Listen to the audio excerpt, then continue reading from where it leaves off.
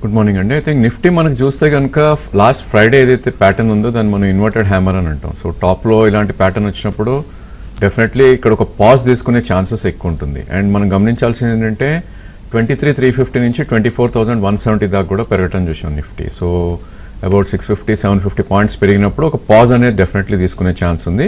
And weekly చార్ట్లోకి వెళ్ళి చూసినా కూడా సేమ్ ప్యాటర్న్ మనకు కనిపిస్తుంది. ఒక long candle, green candle formation జరిగింది. సో ఈరోజు మనకి క్లియర్లీ ఇండికేట్ ఇస్తుంది గ్యాప్ అప్ ఓపెన్ అయినప్పటికీ ఫ్రైడే హై అయితే టెస్ట్ చేసే ఛాన్స్ అయితే ఇమీడియట్లీ కనపట్లేదు. సో ఈరోజు హై ఆల్మోస్ట్ మనం హై దగ్గర ట్రేడ్ అవుతున్నాం 24,083 ఏదైతే హై ఫామ్ అయిందో. బట్ ఒక మీనింగ్ఫుల్ కరెక్షన్ వస్తేనే one should try to enter అని చార్ట్ సజెస్ట్ చేస్తున్నాయి మనకి. సో దీని సపోర్ట్ జోన్ ఇప్పుడు 23,740 నుంచి 23,607 వరకు కరెక్ట్ అయ్యే ఛాన్సెస్ ఉంటుంది ఇన్ కేస్ మార్కెట్ కరెక్ట్ అవుతే కనుక. బట్ మనకి చార్ట్స్ ప్రకారం 24,174 ఏదైతే ఫ్రైడేస్ హై ఉందో దానిపైన 1 or 2 days క్లోజ్ అయింది అంటే కనుక మళ్ళీ ఒక న్యూ హై కూడా పైకి వెళ్ళే ఛాన్స్ ఉంటుంది, ఎందుకంటే అన్చార్టెడ్ జోన్లోకి వెళ్తుంది కాబట్టి. సో నిఫ్టీ కాంపోనెంట్స్లో మనం లాస్ట్ వీక్ చూసుకుంటే కనుక ఆటోస్ అండర్ పర్ఫామ్ చేశాయి and IT and private banks they done extremely good. So maybe autos ఈ వారం పికప్ అవుతాయా అండ్ పర్ఫామ్ చేసిన సెక్టర్ కొద్దిగా వీక్ అవుతుంది అనేది మనం వేచి చూడాలి, ఎందుకంటే సెక్టర్ రొటేషన్ కూడా చాలా స్పీడ్గా జరగటం చూస్తున్నాం మనం. సో అది గమనించాలి. అండ్ బ్యాంక్ నిఫ్టీ విషయానికి వస్తే కనుక మనకి ఆల్మోస్ట్ థర్స్డే రోజే రివర్సల్ బార్ రావటం చూసాం. సో ఎప్పుడైతే మనకి ఒక డోజీ బార్ ఫార్మేషన్ జరిగిందో థర్స్డే రోజు, సో 52,639 ఏదైతే లో బార్ ఉందో, lower side of the bar ఉందో and upper side of the bar is 53,180. So ఈ రెండు కూడా ఒక రెసిస్టెన్స్ పాయింట్గా ఉంటుంది, దాన్ని మనం రెసిస్టెన్స్ జోన్ అంటాం. So way below the lower point దగ్గర ట్రేడ్ అవుతుంది కాబట్టి ఈ 600 పాయింట్స్ పెరిగితేనే next leg of rally bank నిఫ్టీలో వచ్చే ఛాన్సెస్ ఉంటుంది.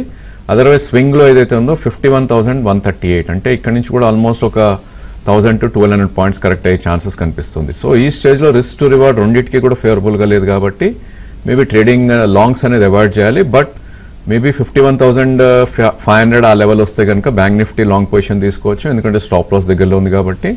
సేమ్ థింగ్ నిఫ్టీ మనం చూస్తే కనుక 23,700 or 750 వస్తే కనుక లాంగ్ పొజిషన్ తీసుకోవచ్చు, స్టాప్ లాస్ నియర్ బై ఉంటుంది కాబట్టి అండ్ రిస్క్ టు రివార్డ్ కూడా ఫేవరబుల్గా ఉంటుంది కాబట్టి. బ్యాంక్ నిఫ్టీ మనం అందరికీ తెలుసండి, బేసికలీ ఎప్పుడైతే ఎలక్షన్ రిజల్ట్స్ అవుట్ అయిందో అప్పుడు మనకు ఒక బిగ్ సెల్ ఆఫ్ రావటం చూసాం, 4,000 పాయింట్స్ ఏదైతే ఉందో.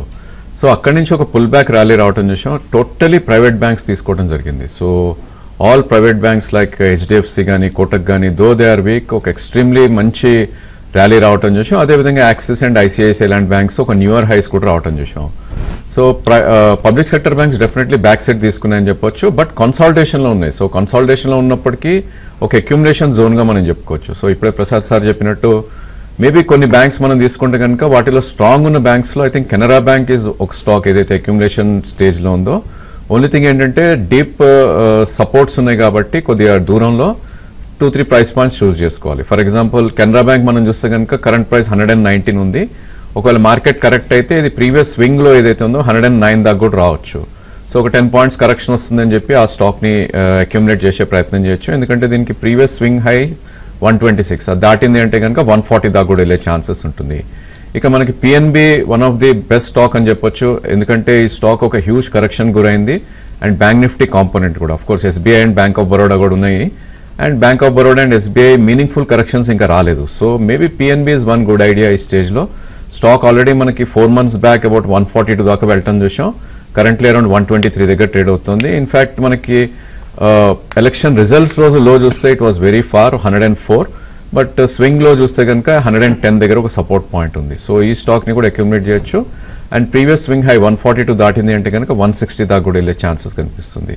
సో టెక్నికలీ మనం ప్రైస్ పాయింట్స్ చెప్తాం కాబట్టి టైం ఫ్రేమ్ అనేది కొద్దిగా డిఫికల్ట్ ఉంటుంది అండ్ ప్రాబబ్లీ ఒక ఇన్స్టిట్యూషన్ వచ్చి కొన్నా కూడా లేదంటే రిజల్ట్స్ బాగున్నా కూడా ఈ స్టాక్స్ కూడా స్పైక్స్ చాలా ఫాస్ట్గా వచ్చే ఛాన్సెస్ మనకు కనిపిస్తాయి, ఎందుకంటే నెక్స్ట్ వీక్ నుంచి రిజల్ట్ సీజన్ ఆల్రెడీ స్టార్ట్ అవుతుంది. జూన్ క్వార్టర్ రిజల్ట్స్ ఏదైతే ఉందో అది కేర్ఫుల్గా చేసి ఈ స్టాక్ని అక్యుములేట్ చేసుకునే ప్రయత్నం చేయొచ్చు.